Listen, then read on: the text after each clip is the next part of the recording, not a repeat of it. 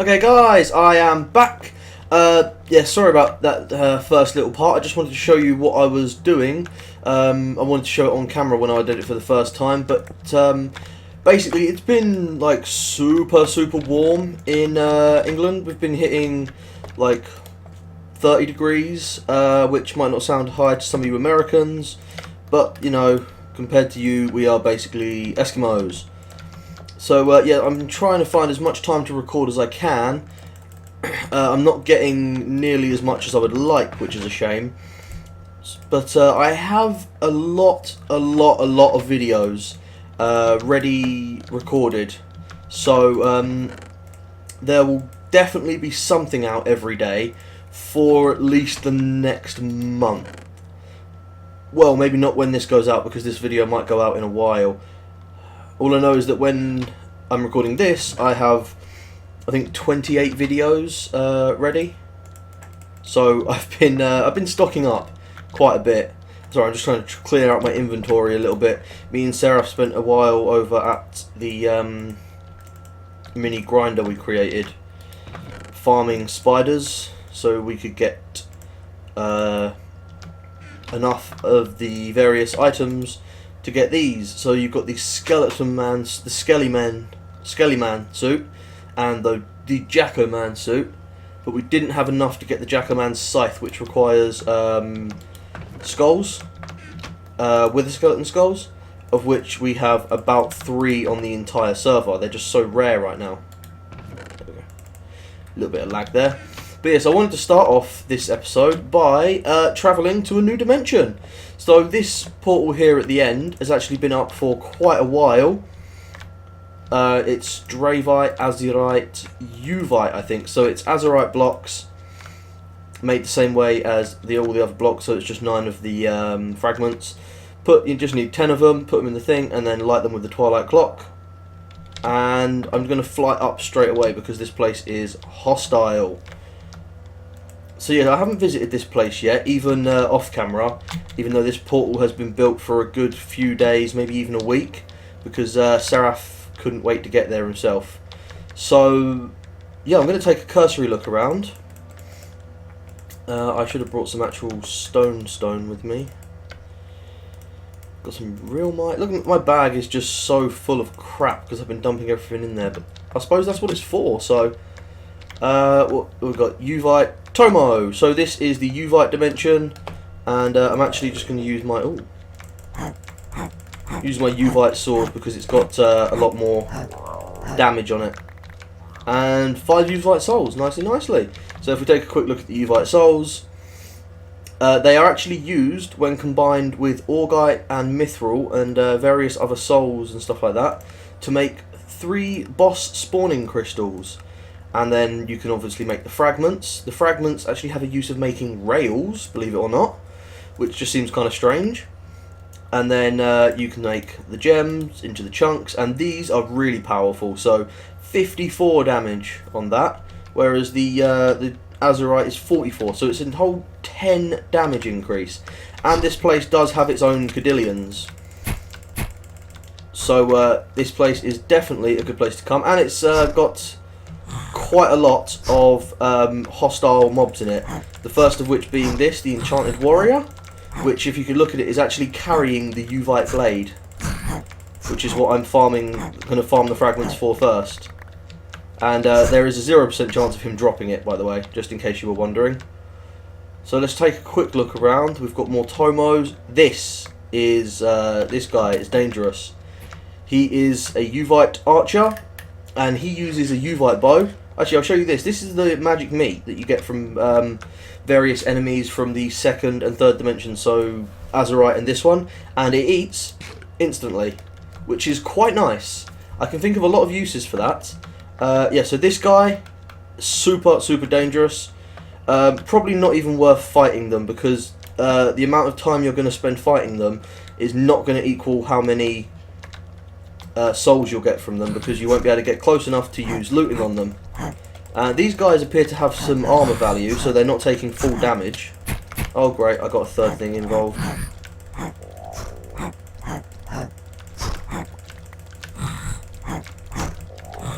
So yeah, the stuff in this dimension has a lot more health, does a lot more damage, and basically is just overall a lot more dangerous. So I wouldn't recommend coming to this dimension in the flying armor, let's put it that way. The flying armor makes it easy to get around the dimension, but if you're going to be wanting to use the flying armor, what is it, divine? Angelic. If you're going to want to use the angelic armor, I suggest you go the farming route, and instead of trying to fight the enemies, you just pop yourself a night vision potion once you get underneath, so you can have a good look around, look for the stone, and Silk Touch or Fortune 3 and Dravite armor the blocks. That's actually what I've been doing, is I've been going around to the various dimensions, as you can see from my white bag, and I'm collecting a stack of ore from each dimension and a good amount of gems, just so I have some in backup in case I ever need them. I should also collect some souls, because the souls are actually used for the boss spawning crystals, which I am going to want to do. I actually have a boss ready to fight, but I'm really worried about fighting it because it's so powerful. Ah, here's another new enemy. Golems. These guys, yeah, they have 1400 health. So straight away you can tell they're dangerous as fuck. But they are a little stupid, and you know, they can be shot off ledges. Just like that. So if you know what you're doing, it's not as dangerous as you'd think to fight stuff in these dimensions. I mean, technically I didn't fight him, I just pushed him off the edge. Yeah, those archers have some really nice sound effects, and they do a lot of damage as well. So yeah, I just go around collecting the ores, and I'm probably going to collect enough. Like I said, I want to have one of everything. So in everything I include the tools and the armor from each dimension. I want to get every single set of armor, every single tool in the game. So it's going to take a long time, but it goes very well with the RPG theme, because it will be quite grindy in the end. I'll end up spending a lot of time grinding to get the stuff. Like you see, the Shikaxe is designed to work in all dimensions. You see how fast this goes on the stone? Is simply because, actually I'm not sure why. It probably shouldn't actually. Is that a netherrack battle tower? It is. Huh. Oh, I'm getting that fucking bug again. There's a bug with the angelic armor where it resets your player height to 1 block lower than it is. So you see I'm actually inside a block here. But it's not a normal bug. Like if I do this, I can actually walk through there. So it's not resetting my player height completely. It just for some reason doesn't think this block is here for me. Like if I mined this and stood over here, I can place a block, which I shouldn't be able to do. I found a good way of sorting it out is just to make yourself reset your height by getting inside like some water or some lava or anything like that, and it resets your height properly. And you see now I can't walk inside there, and if I do this again, I can't place a block where I'm standing. So whatever that bug is, it's a pretty powerful bug. Like it just completely suspends the rules of block placement and stuff like that. I've gotten pretty good with this flying armor. I've managed using the cheetah. I managed to keep my speed while flying and turning directions and going up and down and everything. It's all about just making sure you're holding forward. So if I turn around, I stop, but then I go back to the same direction. I go back to the opposite direction, and I'm still travelling super fast.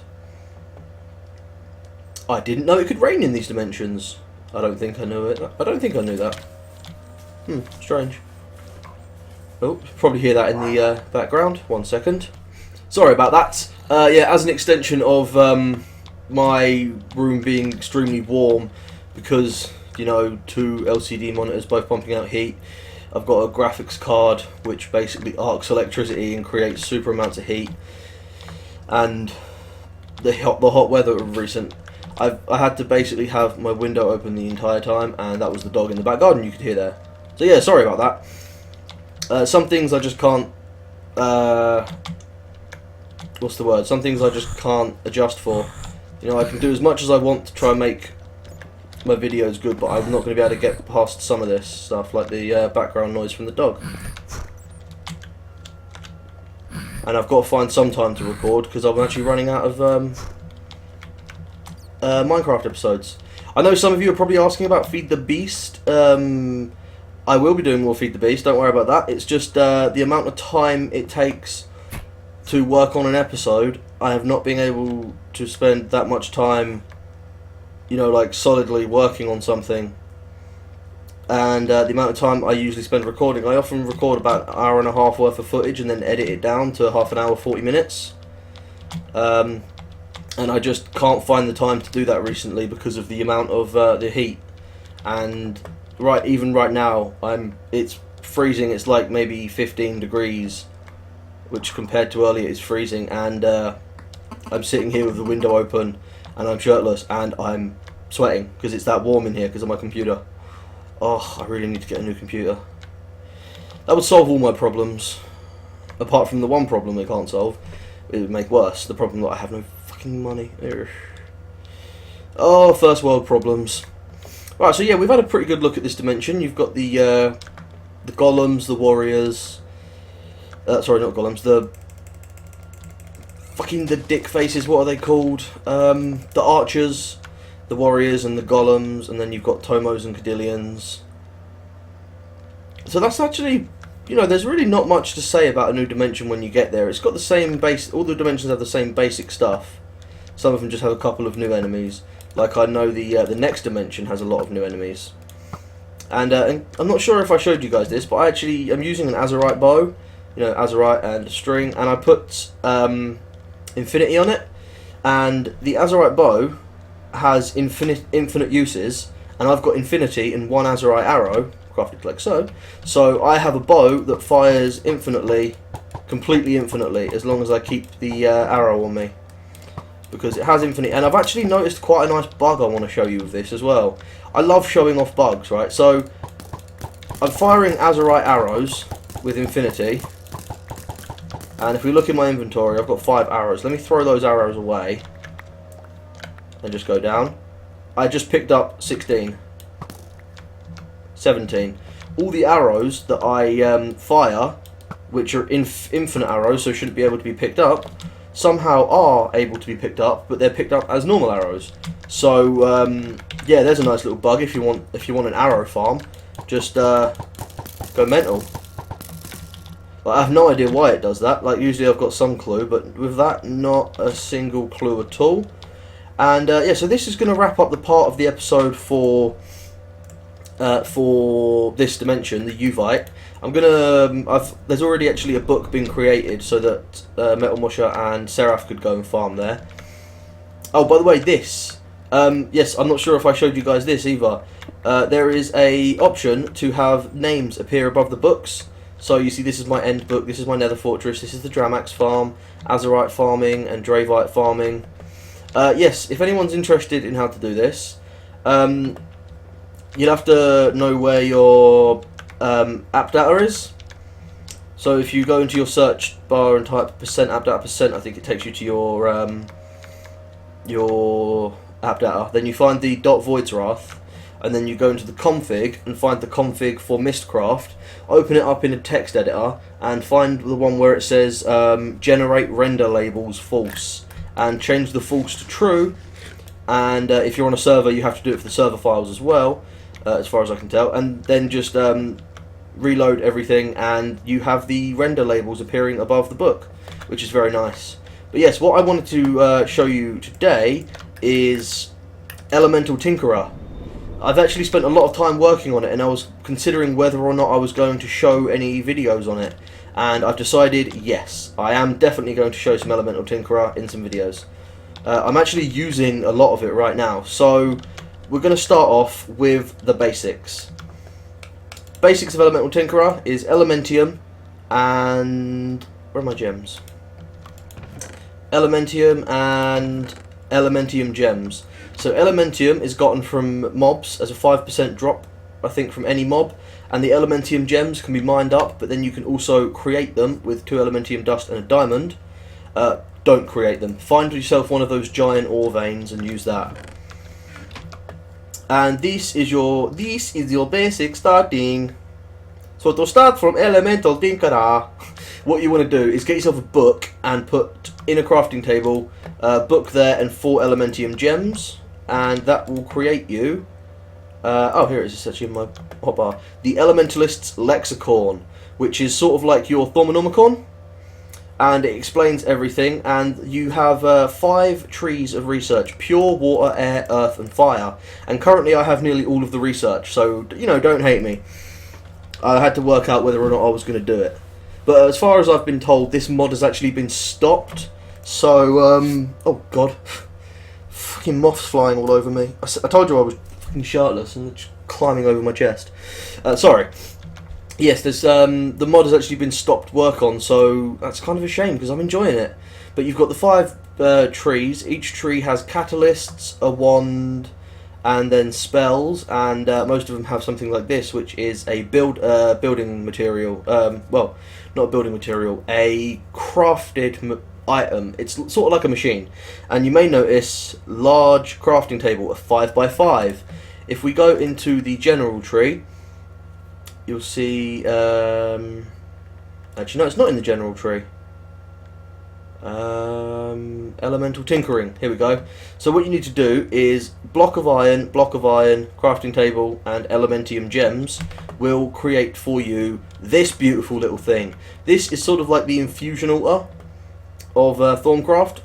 It's easy for me to relate stuff to Thorncraft. So it has a 5x5 crafting grid, and these are sort of like jars of essence. So what you have to do is you have to work out the research for these. And the research is done rather easily with one of these desks. I can't remember what the desk is called. But all of this information is in the book. So you need enchanted bark, elemental bark, sorry. So a log and 4 elementium gems. 3 of those, elementium gem, some gold, and that makes you this elementium desk. And this is a really nice desk. This stuff goes quite well with bibliocraft, like for aesthetics. So what you do is you take yourself a book, book, and what you do is you put elementium gems in here, and it just fills up the energy slot. And then you take a book and you pop it in here, and then there's a really nice like effect. There's a really nice render as the book is being infused with magic, and you'll see some of these randomly go down. Like that one went down to 0 and made the new book. Use the gem, sorry. And what it does is it creates books. There are 4 types of books. So you've got 4 elemental books. You've got Tides, which is water, wind, which is air, Terra, which is earth, and Flame, which is fire. And the way to start off your research is to just read one of these books. Now currently I don't think there's anything any books can teach me because I've already learnt all of it. I need to get further in my research, but I'm not sure how. When you do that, it unlocks in your Elementalist's Lexicon something that looks like this. It will have a name and it will say ... next to it. So say I read the book, it would say you've formulated a theory for implosion in the earth tree.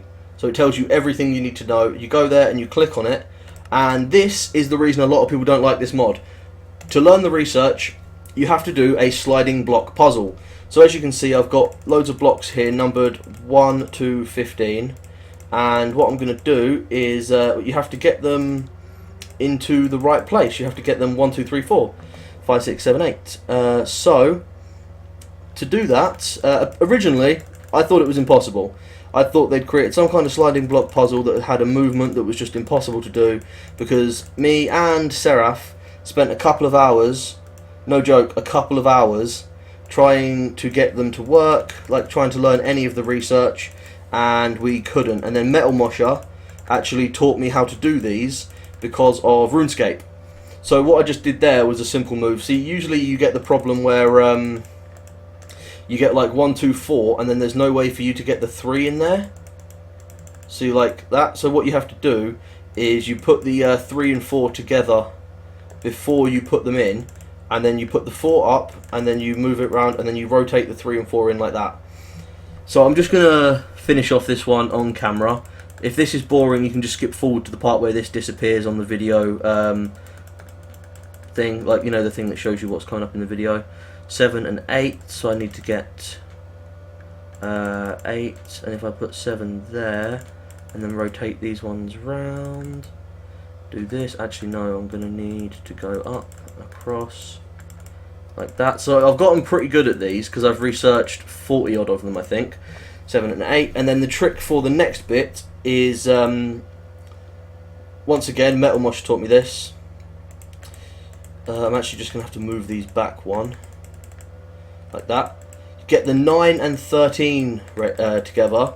So you've got 1, 2, 3, 4, 5, 6, 7, 8, 9, blank, blank, blank, 13, blank, blank, blank. And then work on getting them in order from there. So you see I've got a problem here, which is I can't rotate anymore to get them in the right place. There's something you can do once, which is called hot swap. And I'll just show you. Hot swap, you click on one tile and click on another, and they swap places. So now it's 9, 10, 11, 12, 13, 14, blanks. All I have to do, click the 15, research learn. And killing an Enderman in the end, whilst this is active, will allow for a chance of getting an ender particle, which can be used as a material to craft ender catalysts. Okay, so that's interesting. I had no idea about that. One of the things you're going to want to learn is this, magical attuning. And it shows you how to build a spell attuner, so you can actually equip spells to yourself. So you need catalysts, which after far too long, then more time than I'm proud of, I actually worked out how to make. You take an elementium dust and an elemental book in your crafting grid. So elemental book, we need some more earth catalysts. So let's make some more earth catalysts. So you put the book in there, and then you put the elemental dust, it doesn't matter where, click it, and it does not use up the book, and it turns the elementium dust into a catalyst. And the catalyst is sort of like your elements. So this spell is interesting, and I want to get to use it. So I want to show you how to make the magical attuning. So you go into your thing. You see it needs a lesser water, air, earth, and fire catalyst. And to put catalysts on this, you have to learn these, the catalyst holders, catalyst capsules, which is another research. And they're made with elementum ingots. An elementum ingot is just a gold ingot surrounded by elementum dust in a crafting table. So it's very simple, quite expensive. So what you need to do to make the attunement altar is you come in here and you take your I'll put them back in the bag. You take your catalysts and you put one in each slot. They do not stack. And then you take your items and put one in each slot. They do not stack in the right place. And then you click down here, and there's actually a bug. Let me show you this bug, because there's something I want to craft. So if I take these ingredients, I can make something. So we put a elemental fire catalyst, which is just 4 fire catalysts combined, and then we take. By the way, this is me left clicking, not shift clicking or right clicking, so they don't stack at all. So if we do this, put the glass bottle in there, you'll see that you can't see the thing in there, but it says it right there. It actually, for some reason, the item is offset. So as long as it doesn't say no recipe, go ahead and click it, and you have to go through this for every single item you want to make. So if you want to make a stack of that, you have to do that 64 times. And this gives us a gaseous glowstone. And I can actually show this to quite good effect right here. You see how it's quite bright over here? In fact, if we take a look at the light level, the block light is 12 in this area. You know why that is? Gaseous glowstone. This is invisible glowstone. So you place it down and it releases a glowstone gas. Oh, that was extremely well timed. That lightning does not always happen with the gaseous glowstone. Sorry, let me just turn the rain off so I can show you this, because it's kind of hard to see in the rain. Cheat mode, rain off. I'll turn the rain back on before I go back to the episode. So as soon as this rain turns off, right. So you see these little particles in the air here, and how this is very bright. This means with a little bit of effort, I can light my entire base without having to use the lamps that I'm using or torches, and I also get this quite nice firefly effect. And I think if you turn off your particles, oh no, they still appear with minimal particles. Do you get more with more particles? No. So it's quite a minimal thing. What was that? I just heard Skype go. Anyway, it's quite a minimal thing. But yes, so that's how you craft using the thing. Let me just turn the rain back on, seeing as I don't want anybody to complain about me cheating. Go back to recipe mode. There we go. So yeah, I wanted to show you how to craft in this so that I could show you this. So this is the the attunement altar. And you right click on it and it comes up with a big blank square, all the spells you currently know, and your passive spells. So let me just do this. So if I look in here, I've got Thunderbolt, Frostbolt, Boulder Toss, and you can just equip 5 active spells, which are ones you have to physically use with a magic wand, and you can have 4 passive spells. So if we look in the passive spells, I've got Extended Breath, which lets you breathe underwater for longer, Rain Accumulation, which I can actually show you right now, which is pretty cool. Give me a random block. This is a kind of stupid random one. Watch the bucket. Now it's a bucket of water. With this, if you have this spell on, the Rain Accumulation, and you're holding an empty bucket in your hand, in the rain, it will fill up. Takes a couple of seconds, but it means infinite free water if you can get a bucket in the rain, which is kind of cool. I mean, it's kind of stupid as well, but I really like it. But that's sort of a play around one. This one, Nature Aura, I can show you to quite good effect. Let me just do this. Ah, balls. There's actually no. I need dirt. Here we go, dirt. Whenever I walk over dirt with Nature Aura, it turns directly to grass. And that doesn't change by biome, so if you do it in a mushroom biome, it won't turn directly to mycelium, in case you were wondering. Only works with grass, but that means no more waiting for the grass to spread. But fuck waiting for the grass to spread, I'll spread the grass by walking across it, by walking across the dirt. And these passive spells cost absolutely nothing, by the way, in case you were wondering, because I'm sure someone was going to ask that. Let me show you Burning Cloud. This is really simple. Every time you take damage from a mob or entity source, whatever caused you to take damage gets set on fire for 2 seconds. Innate Speed. If you watch right here, you'll see my FOV changes. It equips you with a slight speed buff permanently for free. I have Freezing Walk, which is one that has to be demonstrated, and I can actually demonstrate it for quite good effect by launching myself off of my platform here. Where's my Ocelot gone? My Ocelot seems to have disappeared. I was wondering why I was moving so slow. There's my fan guide.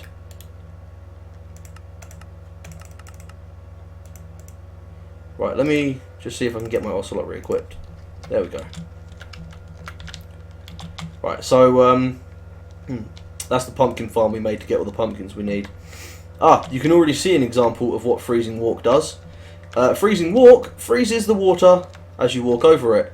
Doesn't freeze it at super high speeds, but if you walk over it at normal speeds, it freezes in time for you to walk across it.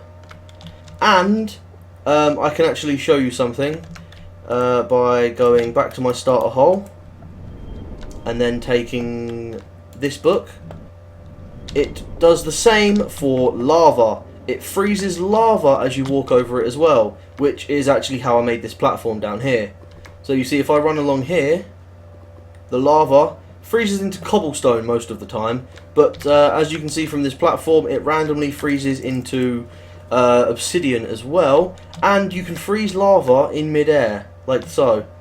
So you see, this is turning into cobblestone, this lava here, because it's flowing most probably. I don't know why I think it just naturally is like a 1% chance of freezing lava into obsidian, because it's quite overpowered in the nether, obviously. But yeah, that's a really nice spell that I definitely wanted to show you. And that right there is a new Mistcraft effect. Fucking bugs all over me. God. Oh, and my computer is going absolutely haywire. Sorry about this, guys. Like I said, everything is warming up, including me. So if I take my book back over to my house. Let's see. Iron Skin. Reduces all damage taken by the user by half a heart. So I think it's from almost any source, including falling. Blood Boil does not stack with Iron Skin, which is a shame. Blood Boil, every time you take damage, you gain a strength buff equal to 2 seconds times the amount of health. So if you get hit for 10 hearts, which is 20 health, you gain a 40-second strength buff, which is quite nice. And then, of course, the Ender Absorption, which is the one I came here for. The one I wanted to try and use. So, actually, this could be quite nice to go and see this together for the first time. So let's... Got my Divine Sword. Here's the end. And, yeah, you might have noticed these fireballs in the air. These are the Ender Triplets. And they're what are shooting me right now. Don't try and kill them. There is currently some kind of horrible bug. And if you manage to kill one of them, it will crash the game. And I believe this bug is related to the fact that one of their possible drops is Endstone. Not Endstone, End Portal Frame. They have like a 5% chance of dropping a piece of Ender Portal Frame. So, oh look, we got some Ender Particle. Cool. Let's see if there's any legit uses in here. Nope. Out. And as you see there, strength buff because I'm taking damage. I mean, I can show you these guys up close. They're just 3 Ender Watchers next to each other. And I'm not going to attack it because that will crash the server. But yes, so I now have the ability to get Ender Particles, which I believe are actually needed for higher grade research. If we look in here, you've got lesser, elemental and greater catalysts. So each one is made by combining 4 of the previous in a tinkering table, which means it takes fucking forever. But the ones I haven't unlocked are the Ender catalysts, which I can actually show you right here. Ender Water, Ender Air, Ender Earth, Ender Fire catalyst. I have no idea of how to make them. I'm guessing that's something I need to research, like maybe if I read a book now that I have access to it. I think it is. Now that I have access to, yes, Ender Earth catalyst. I'm not going to do that right now. In fact, I'm not going to do anything else right now. I think it's about time I wrapped up this recording session. This episode, sorry. So yes, there's a lot of stuff to think about. We've got access to the new dimension, which I'm going to go and farm. We have, I've showed you about Elemental Tinkerer, and by the way, the wands are made the same for every single thing. So it's 2 gold, Elemental Bark, and 2 lesser catalysts of that type. But you need to have the research unlocked, just like Thorncraft. And you need the right elemental wand to cast the spell. So you can't cast Flame Ring with a water wand, and you can't cast Boulder Toss with an air wand. You have to have, respectively, the fire and the earth wand for those 2 spells. But yes, I think that's going to about cover it for now. I'm going to try and do some work on the house so I can move out of this hole. And yeah, thanks for watching. I hope you've enjoyed the episode. Remember, I have loads of videos coming up. I've got FTL, which I've done some recording of, which I might have already put some out. I've got Psychonauts, which is absolutely amazing. I'm enjoying the hell out of that game. It is so amazing. I've got From Dust, which, just like Psychonauts, it is one of my most favourite games of all time. And I've got a bunch of episodes of that pre-recorded. And I also have episodes of Bob's Wrath coming out, which I'm going to try and see if I can get a Minecraft out every 2 or 3 days. Maybe every 3 or 4 days, depending on how often I can record Minecraft, because they are the hardest ones to record. They require the most sitting, and I mean, I'm recording, and it's got a nice breeze coming in, but I am sweating like a rapist in a playground. Paedophile in the playground. God damn it, even my brain is getting fried. So yeah, there's a lot of videos coming out on the channel. Make sure you, just check them out once. If you don't like them, fair enough. If you don't like them, maybe suggest a game you would like to see me play, or something you would like to see me do in a game I'm already playing or have played. And yeah, that about covers it. So thanks for watching, guys. I really hope you've enjoyed this episode, like I say every time. But every time I do mean it, and I mean it when I say this as well. I love you guys. Peace out.